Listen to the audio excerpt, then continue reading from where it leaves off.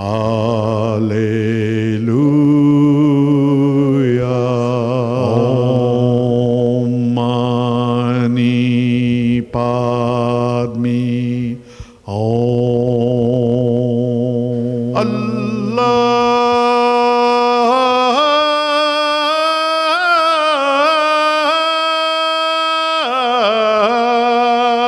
Satnam. Welcome. You're watching Harmony and Diversity, and we're speaking with Michael Honan. He's from the Catholic Youth Mission Team, Melbourne. Thanks for coming in, Michael. Thanks for having me, Norm. Let's talk about this Catholic Youth Mission Team, just briefly, because we'll talk about it later. Yep. What's that about? So Youth Mission Team is a volunteer Catholic organisation. It's based in Wollongong. Our headquarters are in Wollongong, and we've got 4 teams around Australia. And we go out and we run reflection and retreat days for high school students, 3 days of the week. Now that's a fairly big commitment. So let's go back and have a look at where Michael comes from. Were you born a Catholic? No, I wasn't. So I was born into a non-practicing family. So I have an older sister and a mum and a dad. So my dad was Catholic, I think, till he was about 16. His dad's Catholic, and so he sort of gave that away when he moved out of home. And my mum's not Catholic, so I was raised, went through the sacraments and baptised in communion and that sort of thing. But when that wasn't really part of my life growing up. Right. So what was the driver in getting you to do those? Why did you do them at all if it sort of wasn't a big part of your life? It was my parents, Right. sort of, I think to sort of satisfy my grandpa, I suppose, Oh, right. and my auntie, so my dad's sister is a Catholic, so just sort of... Yeah. And what sort of effect did it have on you doing those? Was it meaningful to you, or? Not really. No. Like, it didn't really mean anything to me. It was just one of those things I had to do. Yes. Yeah. And so then you went on from there and you went to a Catholic school, did you? Yeah. So I went to a public primary school, but going into year 7, I went to a Catholic high school. Right. And faith still wasn't part of my life in the early years of high school, but by about year 9 or year 10, I made some good friends who were quite Catholic, so their families were practicing. They would pray every night, go to Mass on Sundays. And so being around them, they would take me to retreats, and I started going to a youth group by about year 11. That having those friends really sort of introduced me to my faith in that way. And so how did that feel? You've got no really heavy religious commitment or spiritual commitment, and then gradually you start to find yourself being drawn into it. Yeah. What did that feel like? What were the things that happened which triggered that for you? I think initially it was a very social thing, I suppose. So wanting to spend more time with my friends and wanting to meet new people, because I didn't really get out and socialise much between about year 7 and year 10. So when I started going to the youth group and going to retreats and that sort of thing, that was initially a social thing, just to get out and meet new people and hang out with my friends a bit more. So there must have been at one stage a movement of God, for want of a better reference, in your life. What was that? So the first ever retreat I went to, I was in about year 9. So the first one I went to was for the social aspect, and that was an all-day retreat during the school holidays. And then in the night session, everyone was in the chapel, and there was about 5 of us. Everyone else was praying, and because I'd never really prayed before, I thought I'd give it a go. So I thought, God, if you're real, show me, do something. nothing happened then, or that night, or that anything like that. But it was the first time I was open, I think, to the idea of God existing, I suppose. Yes. And so going back to those retreats, I had a lot of good experiences, especially in adoration in front of the body of Christ. Yes. I had a lot of, like, sitting there praying, I had a lot of positive experiences. And again, seeing God in the people around me, I suppose. Like enjoying other people's company and having conversations about faith. Really brought me along in that way, I think. That's interesting. So it was clearly an evolution from those experiences. But if it's not, or if it's even describable at all, these experiences in adoration, what did they look like? How did they feel? Were they sort of like an interlocution, or just an awareness? What happened? So there was a number of different sort of experiences. So sort of a recurring one was a feeling of joy, I think. A feeling of overwhelming, like peacefulness, and just feeling really content, and a feeling of joy. And possibly the one I remember most distinctly was one where it was quite the opposite, where I was sitting and I was feeling quite down. And I think I'd been through a lot in my childhood and in the previous few years, and it was a recognition of that I'd been through a lot, and that that was almost like broken in a lot of ways. It was sort of a feeling of that revelation, and that with that revelation of my brokenness, I suppose it was a way I could seek healing. I think a way I could. Okay, so a sort of a recognition of your own vulnerability, and the fact that you were actually potentially in the presence, or actually in the presence of a God that may be able to, as you say, heal you and bring you into your wholeness. Yeah, exactly. That's very meaningful.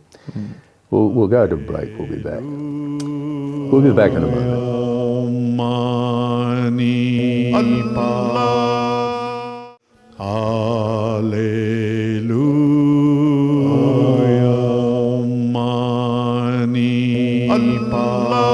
Welcome back. You're watching Harmony and Diversity, and we're speaking with Michael Honan. He's from the Catholic Youth Mission Team in Melbourne. Thank you for describing your passage to this greater awareness and awakening, Michael. That's really an important issue. So what happened then? You started to get this awareness of the significance of God, the significance of prayer in your life, and it led you to be able to connect with others. So where did you go from there? Yep. So with that growing awareness, as you said, the youth group I started going along to initially for the social aspect, that was run by the youth mission team. So when I was in year 11, I started going along to this youth group, and I started to get to know and grow close to the youth mission team members. And again, they were very really helpful in terms of my faith journey, and also just having new people to hang around with and have a good time with on a Friday night or on the weekends. And so that again continued through to last year, my year 12 year. And so I was quite close to the youth mission team last year. And they were, again, a great help for my faith journey. And that inspired me to want to try and do the same thing for other young people, try and be that sort of like a mentor. Someone to walk with other young people in their faith journey. And Well, year 12 is a big year, isn't it? Yeah. So how did you find your growing faith in that difficult year? How did that move for you? Was it a significant element? Yeah, it was. It was quite a big help, I think. It was year 12 was a very stressful year with study and everything that happens in a year 12 year. Yeah, having those friends to go and see on a Friday night just to have some time away from studying and away from school, and also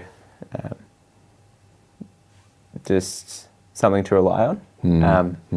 Yeah, in my year last year, my grandma passed away. Yes. But again, that was having those friends at the youth group and having that faith to fall back on. Yeah. Yeah, faith to rely on. That was really, really a great help and really great support. And did you find you'll fall back on prayer because study is extremely difficult? Did you find your fall back on prayer helped you? Yeah, it did. I think it was just knowing there's something bigger than this out there. Something, yeah. This isn't the be all and end all. This is, like pretty insignificant really, and that it's something I have to deal with. But it's also not going to define who I am and define my life. Exactly. There's something bigger than the examiners. Yeah, Yes. exactly. And did you, not defining your life, that's a very important point. So how did the relative elements of success and failure sit with you? Were you terrified of failure, or did you see failure as being part of an ongoing reality? As in my studies? Yes. I'm not sure I thought about the idea of failure too much. No. I think I was quite confident throughout the year that I would be able to do well. Yes. I did quite well. And that, I don't think it was, I think in individual, maybe like tests and things like that, that was a bit more of a concern. But overall, I felt like as a student, I was able to be well prepared, and I was quite confident that I would be able to do well. And you probably would have been able to do well because in our earlier conversation you mentioned that, and we'll talk about this later as well, but part of what you do is in the youth mission team is you need to have an occupation to support yourself, and you tutor in chess. Yep. Now tell us about that, because that went back a long way in your life. Yeah. So I played chess with my my dad when I was pretty young, and with my grandpa. So my mum's dad used to play a bit of chess with him. And so there was a school chess club back in about grade 3 or grade 4. So I played in that, and I tried to start another chess club at the school in about grade 6, but that turned into me just playing another guy every lunchtime at chess. A small club. Yeah, a small club. But yeah, so I was I enjoyed chess from a young age. And in high school, the school I went to had a very strong chess culture, I suppose. There was quite a big chess club. We would go to state and national tournaments and do very well in those. Right. So I always enjoyed playing chess. It's always something that, something I found enjoyable and almost relaxing. Yes. And so when we worked 2 days a week as part of the youth mission team, so when I was looking for work, I thought, what better place to work than in that area you found, yes, you've got the skills, and it gratified you. That's interesting. So, and it's, how do you draw the two things together, like faith and chess? Chess is a deeply mental process. And the other is not. Do you ever notice a dichotomy between those two? Is there any overflow between the two? I'm not too sure. I think I find chess very enjoyable and something to relax with. But it's not as fulfilling, I suppose, as It's from a different place, isn't it? It's from a different place. Different place in you, yes. Yeah, so I was just exploring whether or not there's crossover, but of course there doesn't have to be. Yeah. But time is always an issue in chess or anything else, and we're out of it. Yeah. We'll be back in a moment.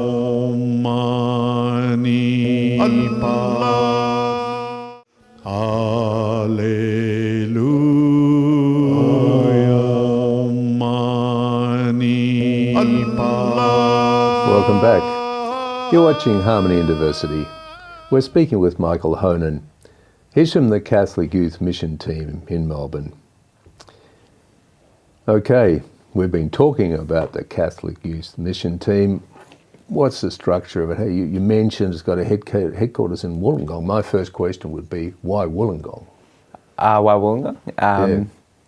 I think that was where it sort of sprung up from, I think. That's where the founders sort of were based at the time, and that's where our national director, who was one of the earliest members of the team, that's where he's based. And I think it's, the sort of... And the founder of the team, how long's it been going? It was founded in 1986. 1986? Yeah. Okay. So it's 32 years or so. Yeah, and started in Wollongong. Yeah, I think so. And it's grown, hasn't it? Yeah, so it's initially I think there was just one team that would go out to high schools around that Sydney, Wollongong area. But now there are 4 teams around Australia. So there's one in Wollongong, one in Sydney, one in Perth, and one here in Melbourne. Okay. And so what were, just quoting the mission statement for the team, what's the mission statement for the team? So the I think it's more than a gap year is our sort of slogan. So right. Yeah, so it's a year off from study or work. Yes. But it's more than just like a year off. It's a great year of growth and real mission work, I think. And when you say mission work, what's that mean? So they're going out to high schools and bringing these ideas of of faith, of God, to these high school students who may not have been exposed to faith or exposed to, especially some of the. We have different themes for each of the days. One of our most common ones we do in Melbourne is self-image. So we pros to the young people that they're all unique, they're all individual, they all have intrinsic worth because they're loved by God. And so taking those sorts of ideas can be quite, it's quite radical, I think. It's quite countercultural. It is more or less. And we'll talk more deeply about that. But just getting back to the mission team itself, it's got a structure. You mentioned that Wollongong's the headquarters. You've got the head manager, or what's he call himself? National director. National director. Yeah. And then you've got, in each state, you've got a state director. Yep, so we've got a manager in each state. Manager's called, yeah. And what's the membership look like? Like how many people are part of the teams? Is there more than one team in the states, various states, or it's just one single team? Yep, so just one team in each state. Yeah. Or in New South Wales there's 2, but 2, yes. in the cities. This year there's 28 team members nationwide. Yes. So 7 on each team. I think it's probably our biggest national team ever. So right. Yep. So we're growing a fair bit. Yeah, that is very, very encouraging, and it's been going for some 30 years. Yeah. Has it always maintained? Have you got a bit of an idea of what's the sort of the sizes of the teams? Of the 7 is pretty good, you say. What's been the average? I think usually there's 5 or 6 5 or 6. per team. Yeah. But this Yeah. year we've had enough for 7 on each team. Which is, yeah. And the age range of the team members, what's the normal age range? So the age range I think is about 18 to 30. So probably the majority of the team members would be early 20s, I'd say. Yeah, a couple of years out of school. Yeah, that sort of thing. Emphasising, of course, it's more than a gap year. Yeah. That's an interesting catch cry. So, where does it sit in relation to the Catholic Church hierarchy? What's it perceived as? Is it part of the structure? Where does it fit? It comes from a community called the Disciples of Jesus community, which is a covenant community, which stems from the Catholic Church. Yes. Yeah. So the youth mission team has come from that community. Right. Okay. So it's under the auspices of the society. Yeah. So so do you have a religious connection in the sense? Do you have a priest who's the priest for the organisation, or like in Victoria, is there a priest who is the go-to, or in each state a priest to go to? Not directly, but also stemming from that same community is the Missionaries of God's Love, which is an order of priests and brothers and sisters, which coming out of the same community, we have quite a good, fairly close relationship with them. Yes. So it's not directly we have a priest dedicated to this team, but because we stem from the same community, we do have that sort of prayer support. Yes. That's quite a powerful connection too, because they're quite a dynamic group, aren't they? Yeah. They are. Yes, a growing group, in fact. A growing seminary they have, which in the current context is quite good. So you're sitting there and you're doing this Catholic youth mission team work. Yeah. Have you got a picture of where you might be? In fact, I'm actually, you know what I'm doing? I'm looking at our little clock ticking away here. Okay. I'm not going to ask you that question. Yeah. What I'm going to say to you is we need to talk about it next week. Yeah. Because there's more to say. Yeah. So would you be able to come in next week, Michael? That'd be good. That sounds good. We'll talk more about the youth mission and actually what it does and how it operates and some of your experiences in relationship to it. So that would be really good. Beautiful. Okay. You've been watching Harmony and Diversity. We will be back next week speaking with Michael Honan. And thanks for watching. Bye for now. Baha'u'llah,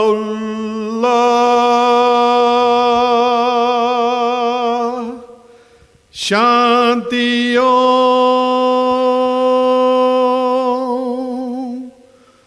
Allahu